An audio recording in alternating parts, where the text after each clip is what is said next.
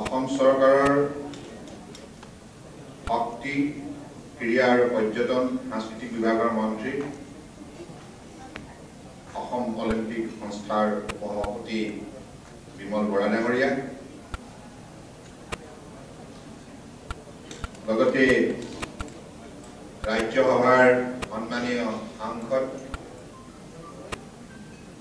Indian Olympic এছ'চিয়েশ্যনৰ মাননীয় সভাপতি শ্ৰদ্ধেয় মহেশ্বৰ কলিতা ডাঙৰীয়া ক্ৰীড়া জগতৰ উজ্জ্বল নক্ষত্ৰ অৰ্জুন ভোগেশ্বৰ বৰুৱা ডাঙৰীয়া অৰ্জুন মনালিছা বৰুৱা মেহতা ডাঙৰীয়ানী ভাৰতীয় জনতা পাৰ্টিৰ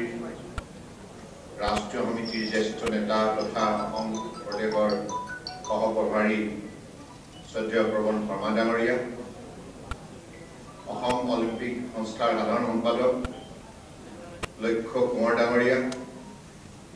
অসম অলিম্পিক সংস্থাৰ অন্যতম সভাপতি বিষ্ণুবৰণ শৰ্মা ডাঙৰীয়াৰ লগতে অসম অলিম্পিক সংস্থাৰ পৰম শ্ৰদ্ধাৰ বিষয়ববীয়া আৰু সদস্যসকল আৰু বিভিন্ন জিলা ক্ৰীড়া সংস্থাৰ পৰম শ্ৰদ্ধাৰ বিষয়ববীয়াসকল ক্ৰীড়া জগতৰ অনুৰাগীসকল আজি সভাত উপস্থিত থকা পৰম শ্ৰদ্ধাৰ বিধায়কসকল সাংসদসকল আৰু উপস্থিত ৰাইজ আৰু সাংবাদিক বন্ধুসকল জয় জয়তী আজি শুভ মুহূৰ্তত উপস্থিত থকা আপোনালোক সকলোৰে প্ৰতি মই মোৰ আন্তৰিক শ্ৰদ্ধা জ্ঞাপন কৰিছোঁ আৰু অসম অলিম্পিক সংস্থাই যিখিনি মৰম চেনেহ আন্তৰিকতা প্ৰিয়ভাজনৰ প্ৰতি প্ৰদান কৰিছে তাৰ বাবে প্ৰতিগৰাকী বিষয়ববীয়া সদস্যা ক্ৰীড়া অনুৰাগী শ্ৰী চৰণত মই মোৰ গভীৰ কৃতজ্ঞতা জ্ঞাপন দেশৰ আদৰ্শবাদী নেতা আমাৰ সকলোৰে অতি আপোন নেতা বিশ্ব আটাইতকৈ জনপ্ৰিয় নেতা বুলি যিগৰাকীয়ে বিশ্বৰ মানৱ সমাজৰ পৰা কৰ্মদক্ষতাৰ বাবে মৰ্যাদা বুটলিবলৈ স্বীকৃতি বুটলিবলৈ সক্ষম হৈছে সেইগৰাকী দেশৰ প্ৰধানমন্ত্ৰী নৰেন্দ্ৰ মোদী ডাঙৰীয়াৰ নেতৃত্বত আজি অসমৰ আমি দুগৰাকী প্ৰতিনিধিয়ে আজি কাম কৰাৰ তেখেতৰ মন্ত্ৰীসভাত সৌভাগ্য তুলিছোঁ ইয়াৰ অন্তৰালত অসমৰ বৰাক ব্ৰহ্মপুত্ৰ পাহাৰ ভৈয়ামৰ ৰাইজৰ আপোনালোকৰ সকলোৰে মৰম চেনেহ আৰু আশীৰ্বাদ নিহিত হৈ আছে আৰু এইখিনি সুযোগ মাননীয় প্ৰধানমন্ত্ৰী নৰেন্দ্ৰ মোদী ডাঙৰীয়াই অসমৰ প্ৰতি থকা আন্তৰিকতা মৰম স্নেহৰ বাবেই প্ৰদান কৰিছে তেখেতে অসম তথা উত্তৰ পূৰ্বাঞ্চলক যে ভাল পায় এই কথা যোৱা 7 বছৰ প্ৰধানমন্ত্ৰী হিচাপে কামে কাজে প্ৰমাণ কৰিছে বিভিন্ন সময়ত তেখেতে লোৱা বলিষ্ঠ পদক্ষেপ সিদ্ধান্ত আৰু যিখিনি সহযোগিতা এতিয়ালৈকে এই 8খন ৰাজ্যৰ সৰ্বাংগীন উন্নয়নৰ বাবে তেখেতে প্ৰদান কৰিছে এই কথাবিলাক আজি যুক্তি সহকাৰে যিকোনো সজাগ সচেতন নাগৰিকে বিশ্লেষণ কৰিলে ইয়াৰ উত্তৰ বিচাৰি পাব গতিকে এইগৰাকী মহান নেতাই আজি আমাক সুযোগ দিছে যে অসমৰ লগতে উত্তৰ পূৰ্বাঞ্চলৰ লগতে ভাৰতবৰ্ষৰ 130 কোটি জনগণৰ স্বাৰ্থত নিস্বাৰ্থভাৱে সততা নিষ্ঠাৰে কাম কৰাৰ দিন আমিও তেখেতে যিখিনি উপলব্ধি আমাৰ হাতত এই দায়িত্ব অৰ্পণ কৰিছে এই কথাখিনি আমিও মৰ্মে মৰ্মে বুজিব লাগিব আৰু সেই মৰ্মভাৱে আমি আগন্তুক দিনত কাম কৰি যাব লাগিব এই কথাটো আমিও নিশ্চিতভাৱে উপলব্ধি কৰিছোঁ আজি আপোনালোকে দেখিছে মোক যিকেইটা বিভাগ দিছে এই বিভাগকেইটাৰ প্ৰধান লক্ষ্য হৈছে যোগাযোগৰ যাতায়াত ব্যৱস্থা সুচল কৰা আৰু আমাৰ উত্তৰ পূৰ্বাঞ্চলৰ লগতে ভাৰতবৰ্ষৰ পৰম্পৰাগতভাৱে আমি যিবিলাক প্ৰকৃতিৰ বুকুত থকা গছ-গছনি বিভিন্ন ধৰণৰ শিপা লতা ইত্যাদি ইত্যাদিৰ পৰা যিবিলাক ঔষধ সামগ্ৰী আমি ব্যৱহাৰ কৰি আহিছোঁ আমাৰ বিভিন্ন ৰোগৰ পৰা নিৰাময় পাবৰ বাবে সেই জগতখনক এটা সঠিকভাৱে পৰিকল্পিতভাৱে আৱিষ্কাৰ কৰি বিজ্ঞানৰ আশ্ৰয় লৈ ইয়াক বৈজ্ঞানিকভাৱে অধ্যয়ন আৰু গৱেষণা কৰি ইয়াৰ এভিডেন্স ডেভেলপ কৰি বৰ্তমান আধুনিক জগতত বিশ্বৰ মানৱ সমাজে যাতে ইয়াক অত্যন্ত আস্থা আৰু বিশ্বাসেৰে আঁকোৱালি লয় নিজৰ শৰীৰটো বিভিন্ন সমস্যাৰ পৰা পৰিত্ৰাণ পাবৰ বাবে শৰীৰটো সুস্থ কৰি ৰাখিবৰ বাবে এই কথাবিলাক সূক্ষ্মভাৱে পৰ্যালোচনা কৰি উচিত পৰিকল্পনা প্ৰস্তুত কৰি আয়ুষ মন্ত্ৰালয়ৰ যোগেদি মানুহৰ মাজত এটা শক্তিশালী চেতনা জগাই তোলাৰ নিমিত্তে আৰু ভাৰতবৰ্ষৰ মানৱ সমাজত যিখিনি শক্তি প্ৰকৃতিৰ বুকুত লুকাই আছে যিবিলাক শক্তিৰ কথা উমান পায় বিভিন্ন জনগোষ্ঠীসমূহে হাজাৰ হাজাৰ বছৰ কাল ইয়াক ব্যৱহাৰ কৰি আহিছে বিভিন্ন ৰোগৰ পৰা পৰিত্ৰাণ পোৱাৰ বাবে এই কথাবিলাকক আধুনিক যুগত বিজ্ঞানৰ প্ৰযুক্তিৰ দ্বাৰা পৰ্যালোচনা গৱেষণা কৰি ইয়াৰ পৰা প্ৰকৃত তথ্য আৱিষ্কাৰ কৰি মানৱ সমাজক সন্মান দিব পৰাকৈ যাতে কাম কৰি যাব পাৰোঁ তাৰ বাবে তেখেতে আয়ুষ মন্ত্ৰালয়েও দায়িত্ব প্ৰদান কৰিছে ট্ৰেডিশ্যনেল মেডিচিন যিবিলাক বা ট্ৰেডিশ্যনেলি আমি ব্যৱহাৰ কৰা যিবিলাক মেডিচিনেল প্লাণ্ট আছে এই প্লাণ্টবিলাকক এই উদ্ভিদবিলাকক আমি বৈজ্ঞানিক দৃষ্টিভংগীৰে অধ্যয়ন কৰি গৱেষণা কৰি ইয়াত থকা বিভিন্ন ইনগ্ৰিডিয়েণ্টবিলাক আমি তথ্য সহকাৰে আৱিষ্কাৰ কৰি এই কথাবিলাক মানৱ সমাজত ইয়াৰ এভিডেন্সটো আমি ডেভেলপ কৰি যাতে পঠিয়াই নিয়াব পাৰোঁ তাৰ বাবে এই বিভাগৰ যিখিনি মেণ্ডেট আছে এই মন্ত্ৰালয়ৰ যিখিনি দায়িত্ব আছে সেইখিনি দায়িত্ব পালন কৰাৰ বাবে মাননীয় প্ৰধানমন্ত্ৰী ডাঙৰীয়াই এই অভাজনক এটি সুযোগ প্ৰদান কৰিছে গতিকে এই কথাখিনি আমি বুজি পাইছোঁ যে উত্তৰ পূৰ্বাঞ্চলত আমাৰ মাজত কিমান এনেধৰণৰ শক্তি সম্পদ সম্ভাৱনা লুকাই আছে গতিকে ইয়াৰ উপৰিও পোৰ্ট শ্বিপিং আৰু ৱাটাৰৱেজ অৰ্থাৎ আমি সদায় কওঁ সাগৰলৈ বহু দূৰ কিন্তু ইংৰাজৰ শাসন কালত ব্ৰহ্মপুত্ৰৰ বৰাক এই দুখন নদীক সঠিকভাৱে জলপথ হিচাপে ইংৰাজসকলে ব্যৱহাৰ কৰি অসম তথা উত্তৰ পূৰ্বাঞ্চলৰ উৎপাদিত সামগ্ৰী বংগোপসাগৰেদি বিশ্ব বজাৰত তেখেতসকলে যেনেধৰণে ৰপ্তানি কৰিছিল বেপাৰ বাণিজ্য কৰিছিল সেই যুগৰ পুনৰ আমি যাতে একবিংশ শতিকাত ঘূৰাই দিব পাৰোঁ সেই যুগ পুনৰ যাতে আমি ইয়াক প্ৰৱৰ্তন কৰিব পাৰোঁ তাৰ বাবে আগন্তুক দিনত সাগৰৰ সি ৰোডৰ সৈতে ৰিভাৰ ৰোড যাতে আমি লিংক কৰি পেলাই অসম তথা উত্তৰ পূৰ্বাঞ্চলৰ যিবিলাকে ৰপ্তানিৰ ক্ষেত্ৰত আগ্ৰহী ইয়াত উৎপাদিত সামগ্ৰীবিলাক বিশ্ব বজাৰত বিক্ৰী কৰাৰ যিবিলাকৰ আগ্ৰহ আছে যিবিলাকে বিশ্ব বজাৰত নিজৰ প্ৰতিষ্ঠা বৃদ্ধি কৰাৰ বাবে আগ্ৰহ প্ৰকাশ কৰে তেখেতসকলক যাতে সুবৰ্ণ সুযোগ দিব পাৰোঁ আৰু অসম তথা উত্তৰ পূৰ্বাঞ্চলৰ অৰ্থনৈতিক অৱস্থা টনকিয়াল কৰি তুলিব পাৰোঁ তাৰ বাবে এই বিভাগটোৰ এটা গুৰু দায়িত্ব আছে আৰু থাকিব গতিকে আগন্তুক দিনত মাননীয় প্ৰধানমন্ত্ৰী ডাঙৰীয়াই মই যেহেতু উত্তৰ পূৰ্বাঞ্চলৰ মানুহ গতিকে এই উত্তৰ পূৰ্বাঞ্চলক বিশ্ব বজাৰৰ সৈতে পৰিচয় কৰাৰ দিনা আৰু বিশ্বৰ বজাৰৰ সৈতে ইয়াৰ কানেক্টিভিটি ডেভেলপ কৰাৰ বাবে মই ভাবোঁ যে এই বিভাগটো দি আজি উত্তৰ পূৰ্বাঞ্চলক এটা সুন্দৰ সুবৰ্ণ সুযোগ প্ৰদান কৰিছে গতিকে সেইবাবে আগন্তুক দিনত পৰম শ্ৰদ্ধাৰ ৰাইজ আপোনালোক সকলোৰে সহযোগিতাত এই কামখিনি কৰাৰ বাবেও আমি উচিতভাৱে আগবাঢ়িব লাগিব উচিত পৰিকল্পনা হাতত ল'ব লাগিব গতিকে ভৱিষ্যতৰ দিনত এই কথাখিনিত মই আপোনালোকৰ দিহা পৰামৰ্শ বিচাৰিম আৰু ব্ৰহ্মপুত্ৰ আৰু বৰাক এই দুখন অন্তঃৰাষ্ট্ৰীয় নদী যিকেইখন নদী অসমৰ বুকুৱেদি গৈ বাংলাদেশৰ বুকুৱেদি গৈ বংগোপসাগৰত পৰিছে আৰু মংলা চিটাগং দুটা বন্দৰৰ সৈতে জড়িত হৈ বংগোপসাগৰেদি ভাৰত মহাসাগৰ হৈ বিভিন্ন প্ৰান্তলৈ যোৱাৰ সুযোগ প্ৰদান কৰিছে। এই সুযোগ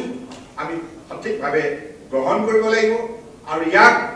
পুনৰ উদ্ধাৰ কৰিবই লাগিব। এই জলপথ আৰু অসমৰ অৰ্থনীতি বিশ্বৰ বুকুত শক্তিশালী কৰাৰ যিটো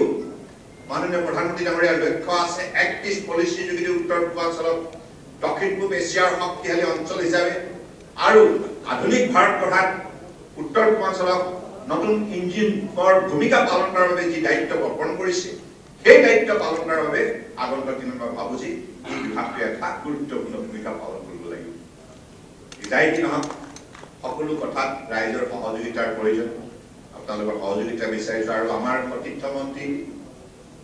জানে আপোনালোকে ৰামেশ্বৰ তেলী ডাঙৰীয়া পূৰ্বতে তেখেত ফুড প্ৰচেছিং মিনিষ্টাৰ আছিল,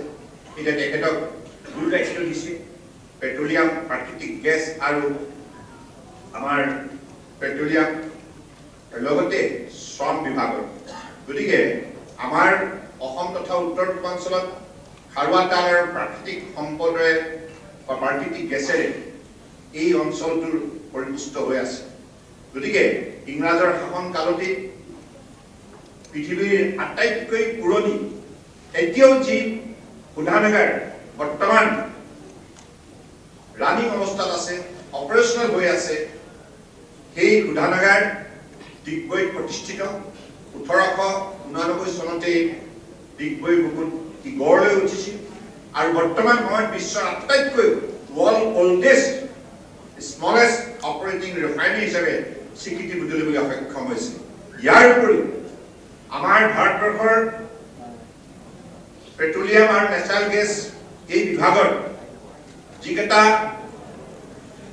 আপষ্ট্ৰীম কোম্পানী আছে, অৰ্থাৎ খনন কাৰ্য চলোৱা আপষ্ট্ৰীম কোম্পানী, এটা অইল ইণ্ডিয়া আৰু এটা ONGC, এটা মহাৰত্ন আৰু এটা নৱৰত্ন, দুইটা কোম্পানীৰ জন্মস্থান হৈছে অসম। ডিগবৈ ৰিফাইনাৰী যোগেদি IOCয়ে আত্মপ্ৰকাশ কৰিছে ভাৰতবৰ্ষৰ বুকুত ইণ্ডিয়ান অইল কৰ্পৰেশ্যন, এইটো ডাউনষ্ট্ৰীম কোম্পানী অৰ্থাৎ ৰিটেইল ৰিফাইনাৰী চেক্টৰ আৰু আপষ্ট্ৰীম খনন কাৰ্য চলোৱা অইল ইণ্ডিয়া আৰু ONGC মহাৰত্ন আৰু নৱৰত্ন, IOC মহাৰত্ন কোম্পানী, অৰ্থাৎ গ্ল'বেলি ৰিনাউন তিনিটা কোম্পানীৰ জন্মলাভ কৰাৰ স্থান হৈছে অসম। গতিকে সেইবাবে আগন্তুক দিনত মাননীয় প্ৰধানমন্ত্ৰী ডাঙৰীয়াই আপোনালোকে জানে যে প্ৰাকৃতিক গেছ আৰু খাৰুৱা তেল শোধনাগাৰ এই চেক্টৰত এতিয়ালৈকে তেখেতৰ কাৰ্যকালত 55,000 কোটি টকা ইতিমধ্যে অসমৰ বুকুতে ব্যয় কৰাৰ বাবে তেখেতে ইতিমধ্যে কাম আৰম্ভ কৰিছে। আপোনালোকে জানে সুদূৰ উৰিষ্যাৰ পাৰাদীপৰ পৰা নুমলীগড় ৰেফাইনাৰীলৈকে পাইপলাইন নিৰ্মাণ হৈ আছে, ব্ৰাউনীৰ পৰা গুৱাহাটীলৈকে গেছ পাইপলাইন নিৰ্মাণ হৈ আছে আৰু নৰ্থ ইষ্ট ইণ্ডো-ধনুচ যিটো গেছ গ্ৰিড, অৰ্থাৎ গুৱাহাটীৰ পৰা উত্তৰ পূৰ্বাঞ্চলৰ প্ৰতিখন ৰাজ্যলৈ গেছ যাতে তাত ডিষ্ট্ৰিবিউচন কৰিব পৰা যায়, তাৰ বাবে 9,700 কোটি টকা ব্যয় কৰি এই প্ৰকল্পৰ কাম চলি আছে। অৰ্থাৎ সৰ্বমুঠ 55,000 কোটি টকা মাননীয় প্ৰধানমন্ত্ৰী ডাঙৰীয়াই এই ক্ষেত্ৰত আসাম হাইড্ৰকাৰ্বন ভিছন 2030 মতে ইয়াক ব্যয় কৰিছে। গতিকে তেনেধৰণৰ গুৰুত্বপূৰ্ণ ভৱিষ্যতৰ অসমৰ লগতে উত্তৰ পূৰ্বাঞ্চলৰ লগতে ভাৰতবৰ্ষৰ অৰ্থনীতি বিশ্বৰ বুকুত টনকিয়াল কৰিব পৰা বিভাগৰ আজি ৰাজ্যিক মন্ত্ৰীৰ দায়িত্ব অৰ্পণ কৰিছে ৰামেশ্বৰ তেলী ডাঙৰীয়াই।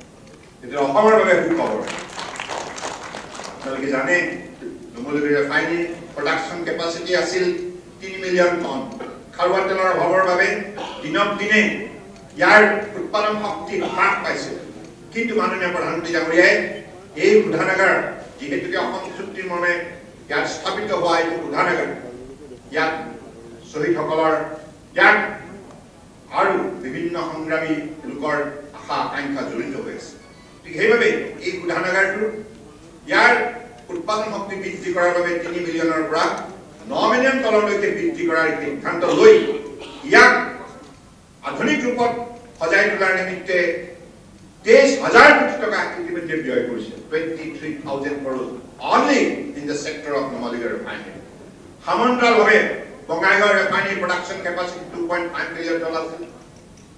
ইয়াৰ production capacity 2.5 ৰ পৰা 5 billion লৈকে বৃদ্ধি কৰাৰ বাবে 10,000 কোটি টকা ইয়াৰ বাবে অনুমোদন দিছে।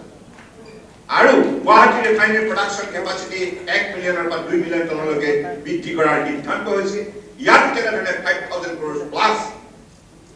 ইয়াৰ অৰ্থ ব্যয় কৰা অৰ্থাৎ এই বিভাগৰ যোগেদি আগন্তুক দিনত উঠি অহা প্ৰজন্মই যাতে কৰ্মসংস্থাপন পাব পাৰে, ব্যৱসায় বাণিজ্য বৃদ্ধি হ'ব পাৰে আৰু নুমলীগড় ৰিফাইনেৰীয়ে চুবুৰীয়া ৰাষ্ট্ৰ বাংলাদেশত এখন শক্তিশালী বজাৰ সৃষ্টি কৰাৰ যি সুযোগ লাভ কৰিছে, ইয়াৰ যোগেদি BBN অৰ্থাৎ বাংলাদেশ, ভূটান, ইণ্ডিয়া, নেপাল যি ফেমিলি আছে, এই ফেমিলিৰ মাজত অসমে উল্লেখযোগ্য অৱদান বা উল্লেখযোগ্য ভূমিকা বিশেষকৈ গ্লোবেল ট্ৰেডিঙত গুৰুত্বপূৰ্ণ ভূমিকা পালন কৰিবৰ বাবে আজি আগবাঢ়িছে। সমান্তৰালভাৱে দক্ষিণ পূব এছিয়াটো আগন্তুক দিনত অসমৰ থকা ৰিফাইনেৰীসমূহে যাতে বজাৰ সৃষ্টি কৰিব পাৰে, ইয়াৰ ফিনিছ প্ৰডাক্টটো যাতে চুবুৰীয়া ৰাষ্ট্ৰসমূহত বিক্ৰী কৰিব পাৰে, ইয়াৰ ব্যৱস্থা কৰা হৈছে। অৰ্থাৎ দক্ষিণ পূব এছিয়াৰ উল্লেখযোগ্য স্থান হিচাপে উত্তৰ পূৰ্বাঞ্চলক গঢ় দিয়াৰ নিমিত্তে 31 যিটো বৈদেশিক নীতি মাননীয় প্ৰধানমন্ত্ৰী ডাঙৰীয়াই হাতত লৈছিল, আজি ইয়াক কাৰ্যকৰী কৰাৰ বাবে যিমান সুন্দৰ ৰূপমেপ তৈয়াৰ কৰা হৈছে, ইয়াৰ যোগেদি ভৱিষ্যতৰ প্ৰজন্মই যেনে সুবৰ্ণ সুযোগ পাব, মৰ্যাদা সহকাৰে কৰ্মসংস্থাপন পাব, উপাৰ্জন কৰিবলৈ সক্ষম হ'ব, এই কথা নিশ্চিত। গতিকে তেনেধৰণৰ গুৰুত্বপূৰ্ণ ডক্টৰ আজি মন্ত্ৰী হিচাপে ৰামেশ্বৰ তেলী ডাঙৰীয়াই কাৰ্যনিৰ্বাহ কৰাৰ সুযোগ পাইছে। এই সুযোগ দিয়াৰ অন্তৰালত মাননীয় প্ৰধানমন্ত্ৰী ডাঙৰীয়াৰ একটো উল্লেখযোগ্য ভূমিকা আছে। গতিকে সেইবাবে তেখেতৰ প্ৰতি যাতে অসমৰ ৰাইজে সকলো সময়তে মৰম চেনেহ সহযোগিতা আৰু আশীৰ্বাদ দি যায়, তাৰ বাবে আমি আজি পুৱাৰ ভাগৰ পৰাই জন আশীৰ্বাদ যাত্ৰা ভাৰতবৰ্ষৰ বিভিন্ন প্ৰান্তৰ লগতে অসমতো আমি আৰম্ভ কৰিছোঁ। আপোনালোকৰ আশীৰ্বাদ বিচাৰিছোঁ, কাৰণ ৰাইজৰ আশীৰ্বাদৰ অবিহনে এখন ৰাজ্য, ৰাষ্ট্ৰ, সমাজত কোনো ধৰণে পৰিৱৰ্তন আহিব নোৱাৰে। চৰকাৰে সিদ্ধান্ত ল'ব পাৰে, কিন্তু কাৰ্যকাৰী ৰূপ দিয়াৰ ক্ষেত্ৰত ৰাইজৰ ভূমিকা আগন্তুক দিনত এইখিনি আপোনালোকৰ সহযোগিতা বিচাৰিছোঁ। আজি বিশেষকৈ এই অনুষ্ঠানত আমাৰ অৰ্জুন ভোগেশ্বৰ বৰুৱা, অৰ্জুন মনালিছা বৰুৱা মেহতা ডাঙৰীয়া উপস্থিত থাকি অনুষ্ঠানটোৰ তেখেতসকলে যেনেধৰণে আশীৰ্বাদ দিলে, তাৰ বাবে দুয়োগৰাকীকে মই বিশেষভাৱে কৃতজ্ঞতা জ্ঞাপন কৰিছোঁ। অলিম্পিক এছ'চিয়েশ্যন আমাৰ খেল জগতৰ এতিয়া গুৰুত্ব বাঢ়ি যোৱাৰ কাৰণে মই অত্যন্ত আনন্দিত। খেলুৱৈসকলক মানুহে আগতে অনাদৰ কৰিছিল আৰু মাতৃ পিতৃ আদি পুত্ৰ কন্যাই খেলি থাকিলে গালি দিয়ে, এইটো গ'ল আৰু ইয়াৰ একো নহ'ব, পঢ়া শুনা গ'ল, খালি খেল নাই। কিন্তু এতিয়া বুজি পাইছে খেলৰ গুৰুত্ব। খেলে কেৱল মানুহক প্ৰতিষ্ঠাই নিদিয়ে, খেলে মানুহক এটা সুস্থ নিৰোগী স্বাস্থ্যৰ অধিকাৰী কৰি দিব। খেলে এখন সমাজত সংস্কাৰ দিব পাৰে, খেলে মানুহৰ মাজত মানৱীয় অনুভূতি জগাই দিব, খেলে বিশ্বৰ বহুত শান্তি প্ৰতিষ্ঠা কৰিব পাৰে। সেইকাৰণে বুদাকণ্ঠ ডক্টৰ ভূপেন হাজৰিকাৰ সেই অমৰ গীত কেতিয়াও পাহৰি যোৱা উচিত নহয়। এই পৃথিৱী এক ক্ৰীড়াংগন, ক্ৰীড়াই হ'ল শান্তিৰ প্ৰাংগন। ইমান সুন্দৰ গীত ৰচনা কৰিছে, এই গীত যুগে যুগে প্ৰাসংগিক হৈ থাকিব। আপুনি এই গীত আমেৰিকাত গওক, আফ্ৰিকাত গওক, এছিয়াত গওক, ইউৰোপত গওক, any part of the globe, এই গীতৰ প্ৰাসংগিকতা সকলো সময়তে থাকিব মানৱ সমাজত। কাৰণ খেলৰ গুৰুত্বটো এই গীতৰ যোগেদি প্ৰকাশ পাইছে। খেলে কেৱল এজন খেলুৱৈ সৃষ্টি কৰি কোনো পদক জিকিবৰ বাবে তাক যোগ্য দক্ষ কৰি তোলে, এনে নহয়। খেলৰ যোগেদি মানুহৰ মানৱতা প্ৰতিষ্ঠা হয়। বিশ্বৰ আটাইতকৈ যদি ডাঙৰ অনুষ্ঠান কিবা আছে তেতিয়াহ'লে অলিম্পিক। সেইকাৰণে অলিম্পিকৰ যিটো এট্ৰেকশ্যন, ইয়াৰ লগত পৃথিৱীৰ কোনো অনুষ্ঠান তুলনা নহয়। আপুনি কওক, পৃথিৱীৰ কোনটো অনুষ্ঠান অলিম্পিকৰ লগত তুলনা কৰিব পাৰে? অলিম্পিক বুলি ক'লে প্ৰতিখন ৰাষ্ট্ৰ যিখন ৰাষ্ট্ৰৰ পৰা কোনো প্ৰতিনিধিও নাই, কোনো খেলুৱৈ অলিম্পিকত কেতিয়াও যোৱা নাই, তৎসত্ত্বেও অলিম্পিকৰ প্ৰতি মানুহৰ আগ্ৰহ। কাৰণ এইখন জগত ক্ৰীড়া জগত, যিখন ক্ৰীড়া জগতত শান্তি আৰু মানৱতা আছে, যিখন ক্ৰীড়া জগতত সুস্থতা আছে। সেইকাৰণে মানুহৰ মানৱীয় ব্যক্তিত্ব নিৰ্মাণ কৰাৰ ক্ষেত্ৰত ক্ৰীড়া জগতখনে অগ্ৰণী ভূমিকা যুগে যুগে পালন কৰি আহিছে, যুগে যুগে পালন কৰি। এই জগতখন কেতিয়াও মৰি যাব নোৱাৰে। এইখন জগত মানৱ সমাজ বিশ্বজগতত যেতিয়ালৈকে জীয়াই থাকিব, তেতিয়ালৈকে এইখন জগত সদায় সক্ৰিয় আৰু সজীৱ হৈ গ'ল। গতিকে আপোনালোকে আজি সকলোৱে মিলি এইখিনি আমাক মৰম চেনেহ दिले। और आज विशेषकर आज इस सभा में हमारी बीजेपी की वरिष्ठ नेता परम आदरणीय हमारी सांसद विजेंद्र जय पांडा जी उपस्थित है। मैं आपको भी